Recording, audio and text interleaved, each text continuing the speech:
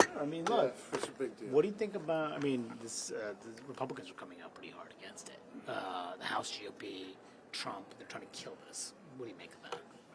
It's not good for the country. People in Montana didn't elect me to come to Washington, D.C. to advocate for Democrats or advocate Republicans. They want me to advocate for them. Southern border's a problem. We've had people talking about it, and the same people that are talking about it ain't doing anything about it. Okay? We finally got a deal. Got Democrats and Republicans in the room. We got a deal that's going to help secure that border. I think it needs to be done from a national security standpoint and an immigration standpoint. I haven't seen the deal, so I can tell you what I like and I don't like about it. But the end result is, it's time for this outfit here in Washington, D.C. to be less divided and work together. That's how the country was built. If we don't start that, the impacts for our national security and our economy and this country as a whole is at serious risk. So I look forward to seeing the package. I look forward to hopefully people will look at it and say, does this help secure the border, and vote for it or against it. But you don't do it because somebody told you this is what you need to do. You do it after you analyze the bill and determine if it's right for you. How do you think this would play in a race like yours if Republicans especially block this? Well, I mean, honestly, Manuel, I think this is bigger than politics.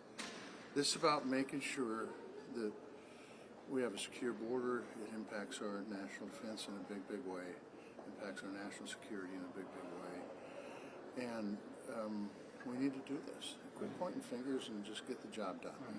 Okay? I mean, the truth is, everybody can point fingers one direction or the other. It's really time to go to work, find common ground, and get it fixed. How big of an issue do you think the border will be in your race? It's a big issue right now. I hear about it all the time when I go home. It's been a big issue for a decade. It's been a big issue, truthfully. And so it's time we step up and do it. And you'll be able to argue you supported a package, even if it goes down, and that could potentially help you, don't you think? I don't, like I said, I hope it, after I see it, I'll make the final analysis. But if it's what people tell me is in it, after we look at it, this really is bigger than my election. This is more about security of the country. And whether my opponent makes an issue out of it, what can I say? But, which opponent? You may have Rosendale in the race. Exactly. Who knows? What do you think? The fun part about this. It sounds like he's getting in. What do you make of what does that do to the race? I will tell you that I've talked to Matt. We have coffee every morning. Every morning? Every Wednesday morning of the week. Myself, Baines, Zinke, and Rosendale.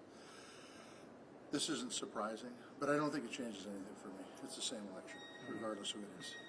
I think I have a hint in who you want to run No, against. truthfully, I'll just put this out there. He is green, hasn't got a record.